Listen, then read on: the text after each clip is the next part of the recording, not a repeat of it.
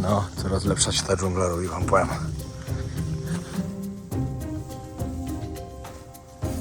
Dawaj, patrz, Paweł, ty. Właśnie nie ma co ryzykować.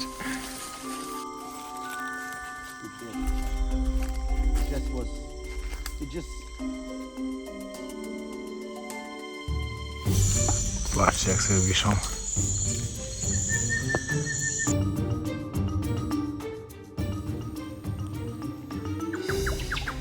Słyszycie, ale te ptaki dziwne takie dźwięki wydają.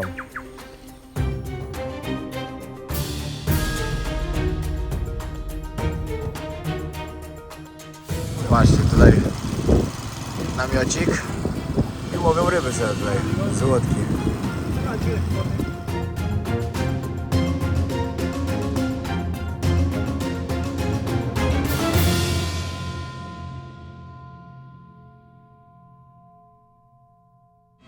Buenos días, Paweł! Buenos Aires.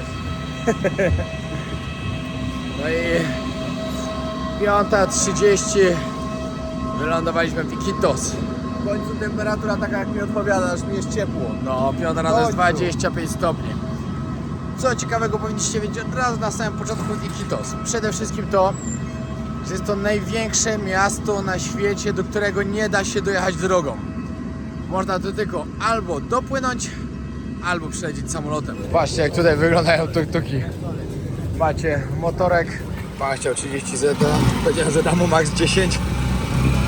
Jak powiedział, kurde, no daj 15. Jedna za 15.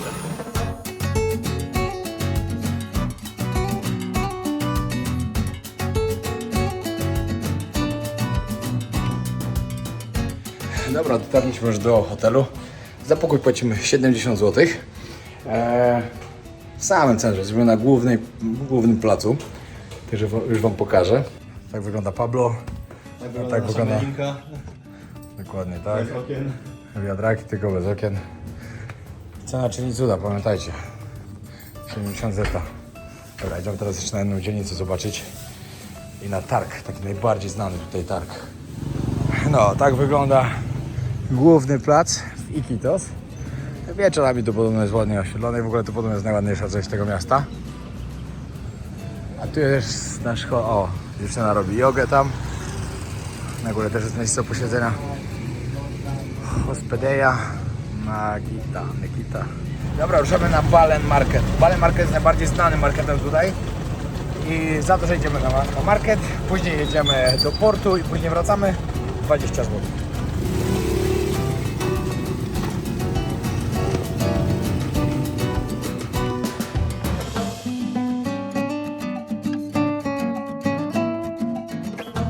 Dobra, no właśnie kierowca nam powiedział, że jak tutaj chodzimy, żebyśmy uważali na siebie. Ale spokojnie, damy sobie radę. Te rybki. O, są piranie już? Hola. Jest ta pirania? No pirania. A, okej. O, właśnie. Tutaj żółwie. Patrzcie, jakie żółwie. Głowy żółwi można znaleźć. Hola. Kolejne rybki tutaj w Amazonii, to wiesz, w Amazonce jest bardzo... O, patrz Paweł. Patrzcie, co tu mają. Dzisiaj będziemy takie też szukać, będziemy takich w dżungli. No powiem wam, że ciekawe miejsce, ciekawe. Tutaj ogólnie też występuje jeden okaz ryby taki ogromnej, nie wiem jak ona się nazywa, później ci to sprawdzę w internecie, bo czytałem o niej, ale zapomniałem, jak to się nazywa. Ale tu widać, że wszędzie tu jest z niej mięso właśnie. W ogóle tutaj w Amazonii, w amazońskiej dżungli, się kończy dojść tam w bok. można normalnie zjeść małpę. To tutaj jest całkiem normalne, oni tutaj jedzą małpy.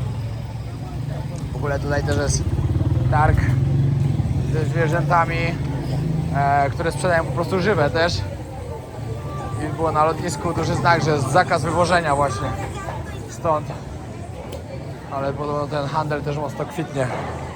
Tutaj w ogóle na tym targu czytałem też, że ludzie pisali, żeby uważać na siebie, uważać na kieszonkowców. Także jak tu będziecie, to oczy szeroko otwarte. Patrzcie, jakie te rybki. Dobra.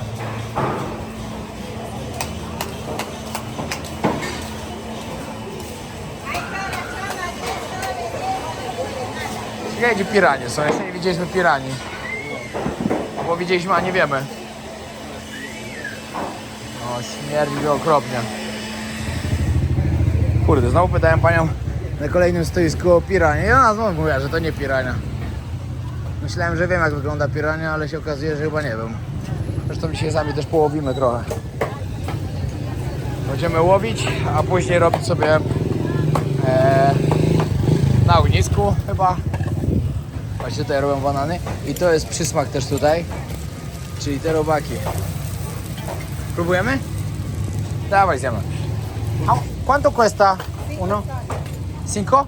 ¿Cinco soles? Ok. Uno, por favor. O, ¿esta piraña? No piraña. No patrzcie, jakie ma zęby. Ciapalo. Okej. Jednego zjadłem. I powiem wam, Jeszcze takie są. że serio są dobre. Dawaj, bało. Serio jest dobre, co? No może jakieś wyborne. Ale nie ma źle też. Dobra, jeden z przysmaków Paweł spróbowany. Tutaj z amazońskiej dżungli. Teraz trzeba znaleźć... A, ty... Czekaj. To są pirania? To pirania? No pirania? Pirania? No hay piraña. No pirania. No, acá está la piraña. Ah. Eso muerde. Okej, gracias. Nie mają tu... O, patrzcie, jakie papierosy tutaj mają. Hello. O, gracias. Tak kręcą. Ty, patrz, jakie fajki tu są duże, małe. Jak cygara. No, patrzcie, jakie ogromne papierosy robią. Ciekawe miejsce, naprawdę. Powiem wam, że tak, ja uwielbiam odwiedzać targi w różnych krajach. W każdym wygląda inaczej. W każdym możecie znaleźć inne rzeczy do jedzenia, do popróbowania. I to jest niesamowite właśnie. A tutaj to już w ogóle, no. Jesteśmy trochę zaskoczeni. Bo nie widzieliśmy gdzie małpy, gdzie podobno to można spotkać. I nie widzieliśmy też piranii. Odkleiłem w mocnym korku. No, śpieszy nam się trochę. Możecie zobaczyć trochę street foodu. Fajny klimacik. Na pewno jak będziecie w Iquitos, warto tutaj przyjechać na ten targ. Tutaj idziemy zobaczyć jeszcze na takie slumsy, można powiedzieć. Domy na palach, co ludzie żyją właśnie przy rzece. Wanda mówi, że teraz rano to spoko, ale wieczorem lepiej tutaj nie przyjeżdżać samemu, bo jest niebezpiecznie.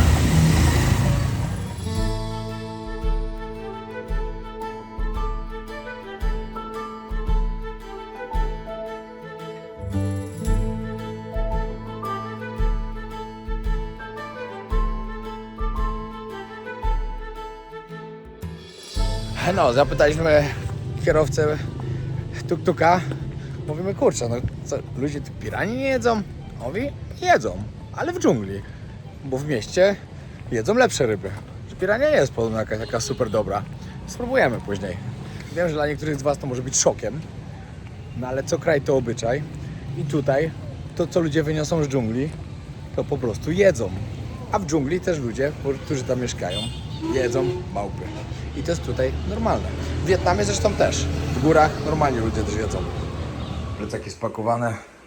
Trzeba jeszcze uzupełnić sobie teraz witaminki, elektrolity i wziąć od razu po jednej paczce też na jutro. Fajnie to jest popakowane, także nie trzeba brać całych paczek. No i oczywiście energię, żeby była, a wieczorem sen bojownika. Dobra, przyjechał już po nas boss jeden.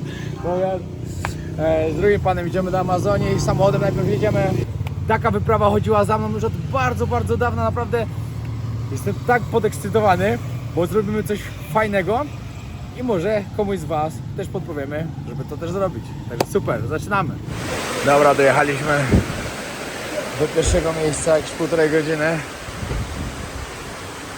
Ale się tak rozlało, że szok po prostu, jest taka ulewa. A teraz musiałem wziąć to mototaksi, dalej tym, w dżunglę, a później się na łódkę przesiąść. Trzeba plecaki zabezpieczyć przed deszczem.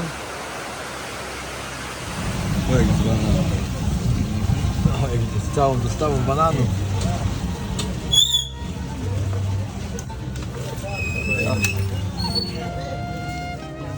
Amazonia to największy las deszczowy na Ziemi, obejmujący około 5,5 miliona kilometrów kwadratowych. To obszar większy niż cała Europa, stanowiący ponad połowę wszystkich lasów tropikalnych na świecie. Lasy Amazonii produkują ogromne ilości tlenu, dlatego nazywane są płucami Ziemi. W czasach prekolumbijskich region ten zamieszkiwały rozwinięte cywilizacje, które tworzyły kompleksy osad i systemy rolnicze. Co Paweł, gotowy na wyprawę?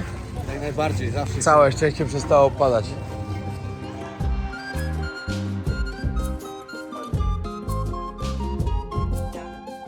Dobra, musimy... Ty, masz w ogóle odpięte nogawki. Będziemy kupić jeszcze jakieś rzeczy, bo w dżungli już nic nie będzie. Śpimy dzisiaj prawdopodobnie na hamakach, także lepiej, żeby się teraz wypadało i później wypadało. Stardust. Patrzcie, tak wygląda lokalny sklepik.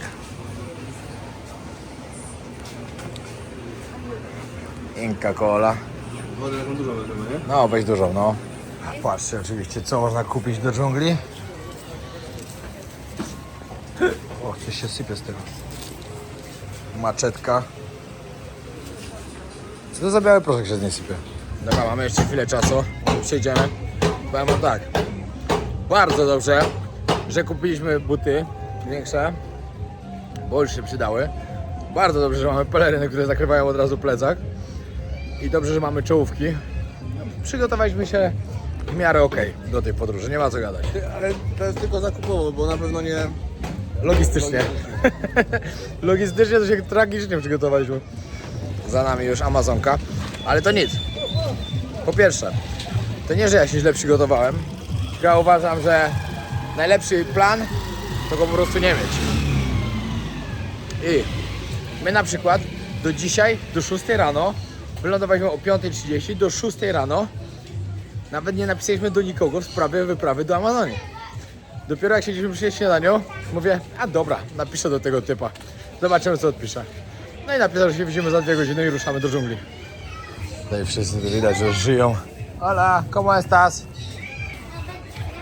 Powiem wam tak, ostatnio po podróży po Ameryce Środkowej myślałem, że mój hiszpański nie jest za ciekawy, a tutaj już nam naprawdę codziennie parę razy ratuje sytuację.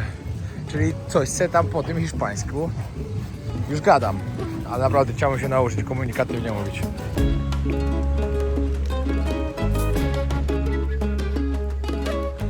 No to musi być strasznie ciężkie. Ledwo chłop z tym szedł. A tutaj w ogóle wam nie pokazałem, to jest stacja benzynowa. Tu jest jedna, tam stoi druga, Petroselva. I my z Pawłem na początku naszego planu mieliśmy plan taką barką właśnie płynąć do Kolumbii. Ale przez to, że straciliśmy 2 dni na bilety, które po prostu, albo loty raczej, które się nie udały, cały plan niestety poszedł w piździat. A szkoda.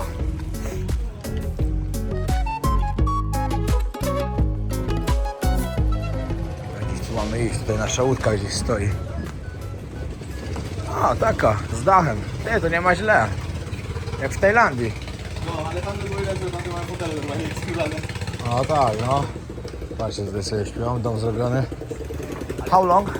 2 hours and more. 2 hours more. Wow. 2 godziny będziemy jeszcze płynąć. Pan w sumie mówił, mamy ponad 200 km tam, żeby dopłynąć do miejsca, do którego zmierzamy. Amazonka to największa rzeka na świecie pod względem objętości wody, a jej długość przekracza 7000 kilometrów. Przepływa przez kilka krajów, dostarczając życie milionom organizmów i ludzi. Jej dorzecze to największy system wodny na Ziemi, obejmujący tysiące dopływów. Wody Amazonki są kluczowe dla funkcjonowania lasów deszczowych i całego regionu. To rzeka, która nie tylko kształtuje krajobraz, ale także wpływa na życie milionów ludzi i ekosystemów. Kurde, zaczyna znowu padać. Pomyślcie sobie to, w niektórych miejscach Amazonka ma na przykład 2 km szerokości, a podobno przy ujściu, gdzie to uchodzi do oceanu, to podobno 60 km. Ma ogólnie, są dwa źródła. Jedno mówi, że ma 6400 km Amazonka, Drugie źródło 7080, jakoś tak. Większość źródeł wskazuje na tą drugą liczbę, no ale tamta się gdzieś też pojawia. No ale pomyślcie sobie to. Ile ta rzeka daje życia.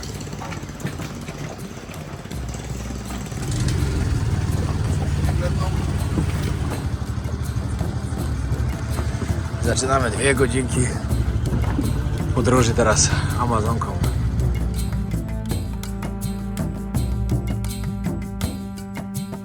Amazonia to dom dla ponad 400 rdzennych grup etnicznych, z których niektóre żyją w całkowitej izolacji.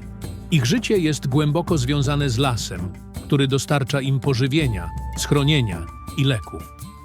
Te społeczności od wieków żyją w harmonii z naturą, nie ingerując w jej równowagę. Ochrona ich praw i tradycji jest kluczowa dla zachowania Amazonii w jej pierwotnym stanie.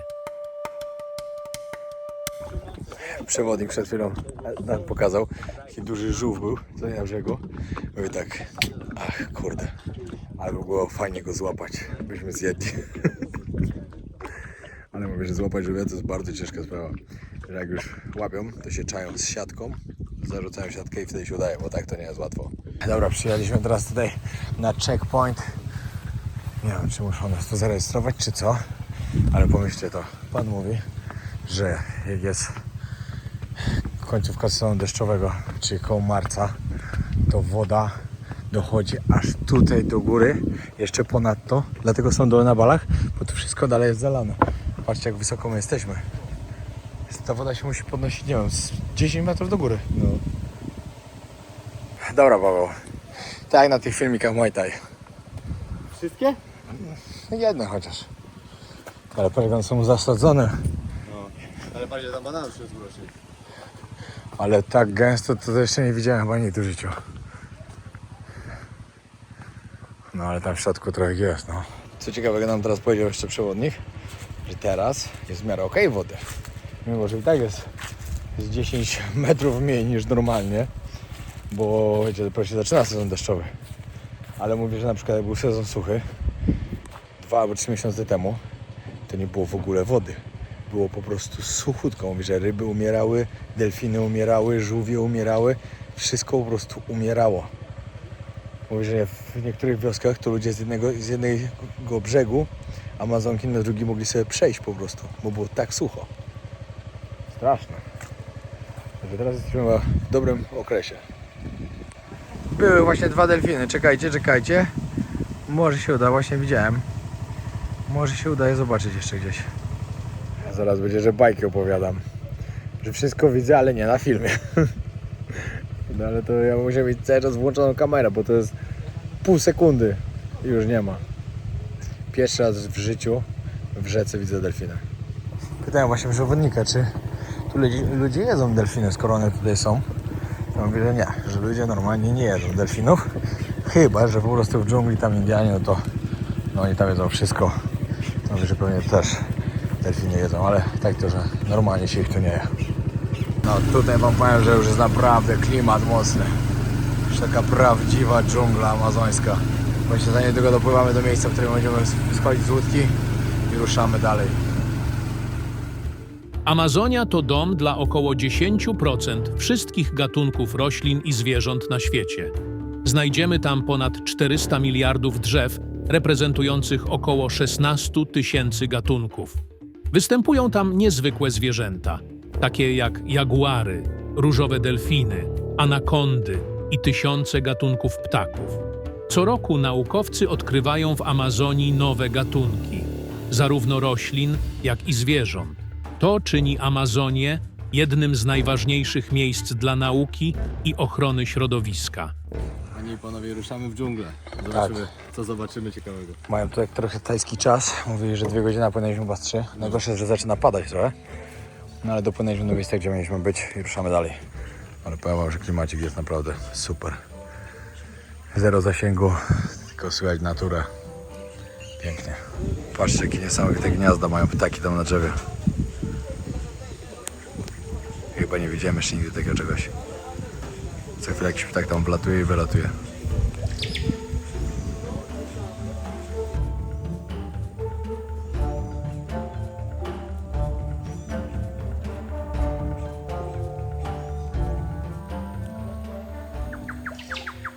słyszeliście, ale te ptaki dziwne takie dźwięki wydają.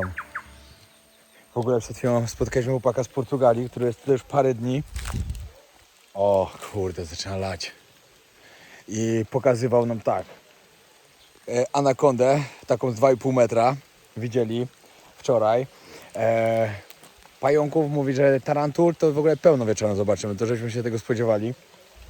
Dodatkowo widzieli takiego coral snake. Bardzo, bardzo niebezpieczny. Przewodnik mi powiedział, że ugryzienie i parę minut i śmierć. O, ale się rozlało. I tu trzeba się gdzieś schować. W ogóle wam pokażę, jaką mamy tutaj możliwość w razie czego, jakby w nocy lało, żeby gdzieś uciec. Dobra, idziemy sobie kawałek tutaj wejść do dżungli. To widać, że zaraz się będziemy się chyba zawijać z powrotem. Powiem wam po tym, jak on nam pokazał te tarantule, że one tu są wszędzie. Czekaj, mi powiedział, że na bananowcach mówił? Czy na czym? Na bananowcach. No to powiem wam, że bananowców to będzie trzeba unikać teraz. Albo tego, no, coral snake to jeszcze gorszy. Ale szykuje się tu taka przygoda. Każdy, z kim rozmawialiśmy przed chwilą, każdy jest tak podjarany tym, co tutaj widzieli. Albo nie dygaj. Ja nie dygam. Dobrze, rzekę.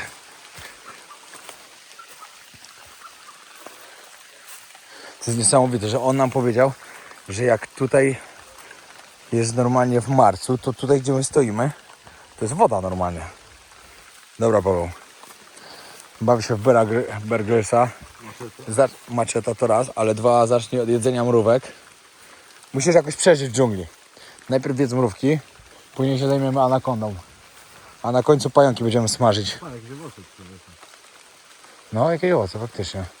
Właśnie przewodnik nam przed chwilą mówił, że w dżungli zobaczycie bardzo dużo różnych owoców. Ale Nie, to są te chyba. ale nigdy nie wiadomo, które można zjeść, także trzeba się na tym dobrze znać. Albo pomarańcza, albo to marakuje. Nie, wygląda jak pomarańcza, ale to nie jest pomarańcza.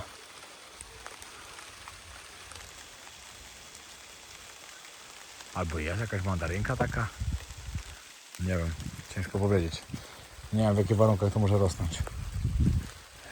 Dobra, wiecie co, musimy się na razie zawijać stąd, bo coraz bardziej leje. A po pierwsze musimy iść zjeść obiad i ruszamy z przewodnikiem w dżunglę. Pokażę wam w ogóle właśnie, jaka tu jest możliwość noclegu. Jeśli ktoś nie chce spać w dżungli, chciałby sobie tu przyjechać, ale spać w normalnym pokoju, zaraz wam pokażę. Bo my, jak będzie lało w nocy, to będziemy musieli się zawijać. I tutaj, bo przewodnik mówił, że może być za niebezpiecznie. Patrzcie, jest tutaj zrobiony taki domek na palach. Jest tam kuchnia, jest parę pokoi. I tutaj jesteśmy już ostatnim takim domkiem w głąb dżungli. On powiedzieli, że wszystkie były wcześniej, a to jest ostatni, czyli jest tutaj najlepiej. I pomyślcie, że to jest na takich palach i tu podobno poziom wody aż dotąd sięga. Dlatego jest na palach, żeby domu nie zalewało. Po prostu szok, jak to wysoko podchodzi. W ogóle jeszcze taka ciekawostka. Przewodnik nam powiedział właśnie, że Amazonka wypływa, tak jak wam mówiłem, w Peru, tam ze źródeł w górach i tam wypływa z 5040 chyba, albo 400, coś takiego, ponad 5000 metrów. Płynie przez to ponad 7000 km. Na internecie pisało, że 7080, on mówi, że 7200. Nie będziemy się kłócić o 100 km. I dopływa aż i wypływa właśnie w Brazylii. No i tam jest na poziomie zero. Pomyślcie, z 5000 ponad płynie. Przez tyle kilometrów. Szok. Fajnie tu być. Naprawdę bardzo fajnie. Pokażę wam zaraz, jak to wygląda właśnie. Właśnie powiedzieli nam chłopaki też, że o 15 trzeba się już psikać na komary, bo zaczynają gryźć. Nie, o 17, sorry. 15 to już jest. No tutaj są takie pokoje. Tu jest kuchnia jeszcze.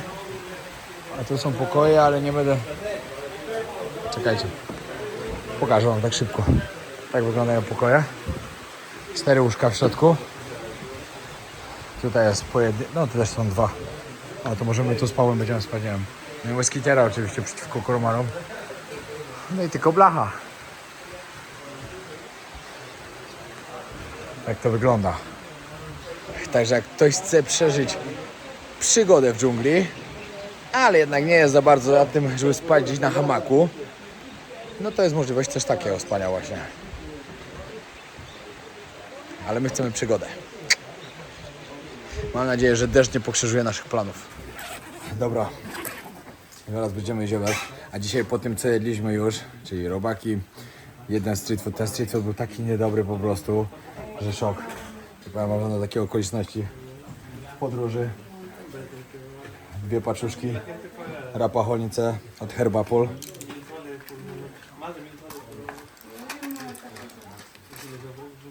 Naprawdę ratuje. Jest problem właśnie, jak macie takie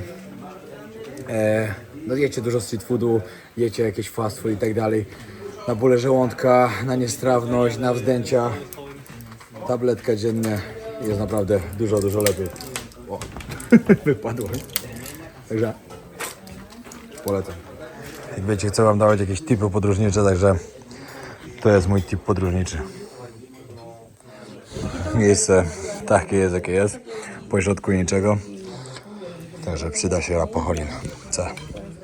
Właśnie odpaliłem nowy bajer, który kupiłem w Decathlonie, ale nie wiem w ogóle czy działa. Nie wiem, czy słownie już za późno i nie ma w ogóle słońca, ale zobaczymy, czy to ich ładuje. Jest typowy taki, że ładować powerbanka. Moi drodzy, prezentacja ubrań, które zakładam do dżungli, ale to jest nieważne, bo najważniejsze są gumowce. Teraz zbieramy się, bierzemy łódkę, płyniemy w głąb jeszcze dżungli, tam gdzie już nic nie ma po prostu. Schodzimy, idziemy najpierw, jeszcze jak będzie jasno trochę, czekamy aż się ściemni, jak się ściemni, idziemy polować. No, większość zwierząt, bo tak naprawdę większość to tak będzie wychodziła dopiero po zmroku. Także będzie ciekawie, później wracamy z powrotem tutaj, wziąć nasze rzeczy, hamaki, idziemy się dziś rozkładać. Zapowiada się taka przygoda, to jest tak super. Powiem wam, że petarda. Już polecam. Jeszcze nie widzieliśmy nic, a już polecam, bo tylko widziałem zdjęcia, które chłopak pokazywał i jestem na maksa podjarany, co to się będzie działo. Płaszcze przeciwdeszczowe spakowane w razie czego. Latara, żeby wieczorem było widać zwierzęta. Gotowi. Boss, for me as well, macheta. Paweł, nie no, teraz to... Teraz ściągam go miarę. Teraz to jesteś jak wasz KG. Zakładam dopiero kiedy idę na robotę. Uff, dostałem zawał serca. A to tylko kot. Jeszcze malutki. To dopiero będzie anakonda. A to dopiero anakonda. O Jezus, mnie wystraszył. Zobaczcie jak się czaił? O, patrzcie, tam biegnie. Ja myślę, że w panterach. No, idzie nasz człowiek z maczetą z przodu. Paweł ma drugą maczetę z tyłu. Osłaniam tyły. Tak, ja mogę sobie iść bezpiecznie z telefonem, bo mam ochronę. Dobra, czeka już pan. Ale co mi się wydaje, że łowienie piranii dzisiaj nam nie wyjdzie. Bo nawet nie mają żadnych wędek, ani nic. Nie, już będzie za późno. Chyba, że za późno właśnie, ale trudno. Paweł, wyglądasz elegancko, już na robotę szedł. No. W ogóle co ciekawego nam przewodnik powiedział, że jeszcze 10 lat temu oni nie mieli tutaj łodzi z silnikami. Wszystko wiosłowali. Na przykład trasę, którą my dzisiaj pokonaliśmy, przypuśćmy 2,5 godziny, 2 dni płynęli na przykład. To sobie pomyślcie. Nie dlaczego Piotrek lubi Koreę. Odnajduje się tam. Mamy takiego ziomeczka tu jeszcze. Śmiesznie z tym jest przynajmniej. O, do dżungli szedł bez skarpetek. Idzie sobie w klapeczka bez skarpetek. Ja mu mówię, ty, gdzie ty masz skarpetki? A on potrzebuje? A ty też masz? Chyba, że przyjechał to, żeby się zabić. No to... Chyba tak, żeby zginąć. Powiem wam, że no, ale ładne niebieskie plaki.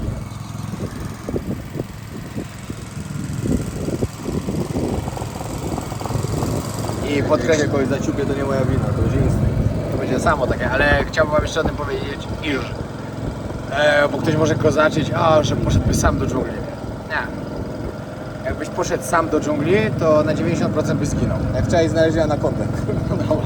Robili zdjęcia z anakondą. Albo po prostu tarantula by cię ciasła i też byś zginął. To jest... Albo skoczyłby na ciebie taki kot jak na Piotrka na przykład. Właśnie. się zesrał, że stało. I zawał serca. Amazońska dżungla, w ogóle cała Amazonia, leży na terenie 10 krajów. Sobie wyobraźcie, jakie to jest ogromne. Zobaczcie, tutaj namiocik i łowią ryby sobie tutaj z łódki. Dobra, odpłynęliśmy do ziomeczka, który właśnie łowi piranie. ze swoją córką. Patrzcie, nawet strzelbę ma. Właśnie zapytaliśmy się, po co ta broń.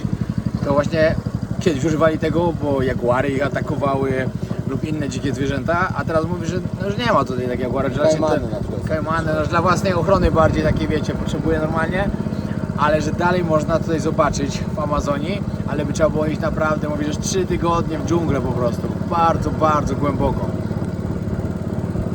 No nie wyobrażam sobie spotkać takiego jaguara, no nie no, chwila, moment i po wszystkim by było. Rozszarpany na kawałki. Byłby jaguar. Jaguar, jak ja to po amerykańsku powiedziałem. Jakieś Jaguara będę. Miałem Jaguara. Całkiem fajny samochód.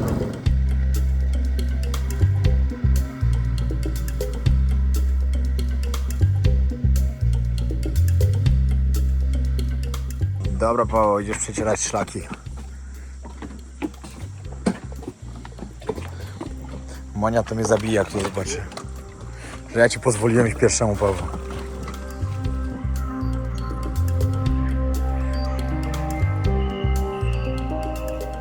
If the snake is coiled position, please use the machine. Okej, It's your life or it's a snake life. Sometimes. Yes? okej. So the idea is Pan tłumaczy, co mam robić, jak zobaczymy węża. animals, monkeys. Paweł, słyszałeś. Albo twoje życie, albo węża, pamiętaj. Będzie trzeba to walczyć bez zastanowienia. To jest dżungla, a nie lasek za osiedlem. Nie, Paweł, to jest to macza, to jak ryba w wodzie.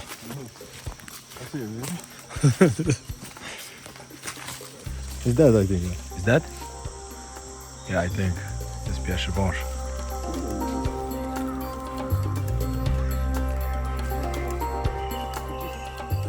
Be careful, please. Yes? No. Ktoś go załatwił maczetką, bo głowy nie miał. Ciekawe, nam teraz przewodnik wytłumaczył, bo się go zapytałem, czy jest tu malaria? You see? In the front. Co? Leniwiec? Nie. Tak, okej. Jeszcze właśnie zapytałem się, czy jest malaria i żółta feura, bo w ogóle właśnie do tego, to też jest ważne. Bo jednak nikt nie sprawdzał tej szczepionki na żółtą febrę. Dobrze, że Paweł zrobił, bo i tak mu się przyda w przyszłości. Ale nikt tego nie sprawdzał. No i się zapytaliśmy właśnie, czy tu jest teraz. On mówi nie, że jak małpy są, a są, to znaczy, że nie ma ani malarii, ani żółtej febry.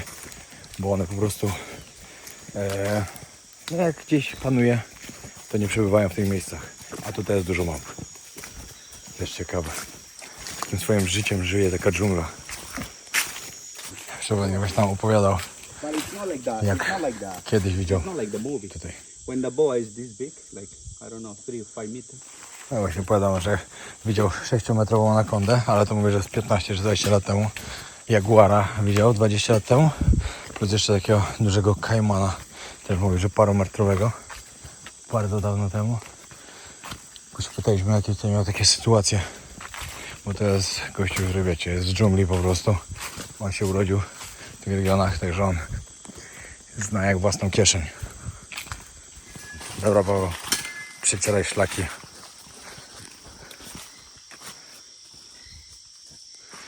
Powiem wam, że ten nasz przeciwpłodnik robi taki klimat. Chcę posrać majtki. Serio? Jeśli nie życie, że się coś ruszyło, to w ogóle po nas. Jakby mi tu teraz taki kot wybiegł, to jest po mnie. No, coraz lepsza się ta dżungla robi, wam powiem.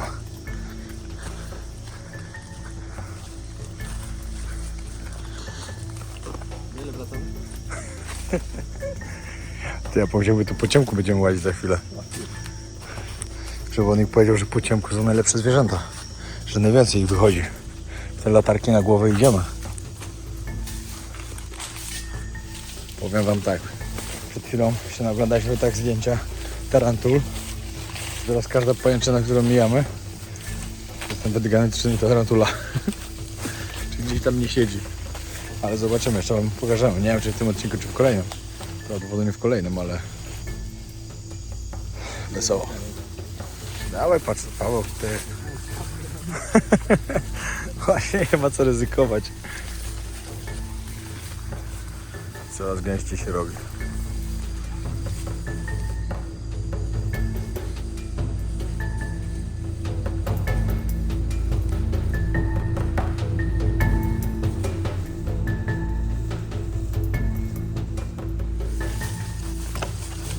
Ciekawe, jakie to coś zobaczymy. Chodzi, nasłuchuje. Idziemy i nic nie ma. Nie no, klimat potrafi zrobić, nie ma co.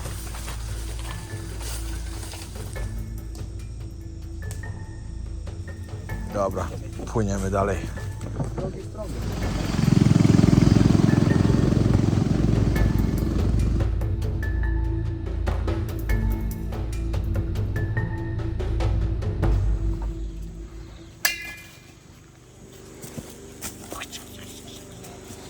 Pięknie sobie leci, bo. Jak ninja. Zanowało, nie? Chyba nie pierwszy raz jest maczeta w ręce. Na wymianie studentów w Krakowie. Patrzcie, to drzewo.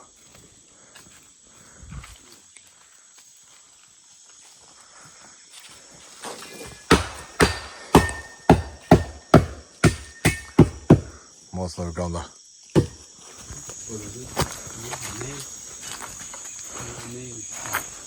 How you call that? It's cargo. Co teraz? Is it? I don't know. Nail. Co to? Muszla taka?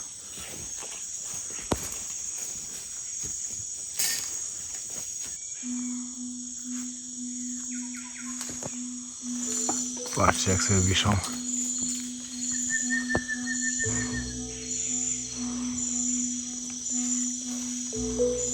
Dobra, wreszcie się jakieś zwierzęta pojawiły.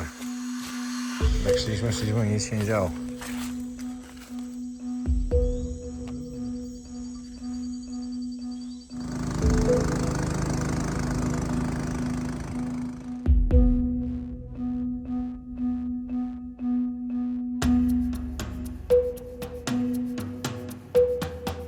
O, 3 delfiny. O, cyk. Cyk.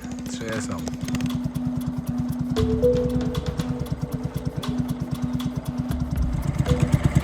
Co chwilę się teraz wynurzają. I są normalne, i są te różowe. O, patrzcie. Ale duży był. Paweł, nie chcesz się wykąpać? Dlaczego, Paweł? Nie. Co tu możecie tam ciapnąć? Najwyżej piranie. Jakiś, nie wiem, krokodyl czy aligator, nie wiem co to są. Albo najwyżej delfin. Wiesz, że delfiny to gwałciciele? Poczytaj sobie o delfinach w Australii. Serio. Tam są całe gangi delfinów. I teraz może to dla was być śmieszne, ale to jest prawda. Poczytajcie sobie o tym na goglach. Też byłem w szoku. Pan nam właśnie opowiada o tym, jak brał ayahuaskę 3 razy i 2 razy kambo robił. I mówi, że może na jutro załatwi nam kambo, żebyśmy sobie spróbowali. Czyli truciznę z żaby. Jak załatwi, to spróbujemy. Czemu nie? Co nie, Paweł? Ja lubię próbować nowych rzeczy. Lokalnych przysmaków. O, jakie 2 duże były duże. Co chwilę to pływają te delfiny. Dobra, nic, to było na tyle w tym odcinku. Dziękujemy bardzo, że oglądaliście. Trzymajcie się. O, znowu. Pozdrawiamy serdecznie. Pamiętajcie dobrze zostawić subskrypcję. Może się uda do końca roku dobić 700 000. Chociaż wątpię, ale może się uda. Z waszą pomocą to się może udać. Także wciskajcie subskrypcję. O. Sorry, ale teraz głowa ucieka w bok, bo się wynurzają te delfiny. No, także wciśnijcie subskrypcję. Pamiętajcie o tym, żeby zostawić łapkę i skomentować. Pozdrawiamy i zapraszamy na jeszcze jeden odcinek z amazońskiej dżungli. Z nocy w amazońskiej dżungli. No i jutro piranie i inne sprawy, także zapraszam serdecznie. Pozdro. Materiał powstał przy współpracy z Herbapol Wrocław S.A., producenta leku Rafacholin C. Pełna informacja o leku dostępna jest na stronie internetowej www.rafacholin.pl. To jest lek. Dla bezpieczeństwa stosuj go zgodnie z ulotką dołączoną do opakowania. Nie przekraczaj maksymalnej dawki leku. W przypadku wątpliwości skonsultuj się z lekarzem lub farmaceutą.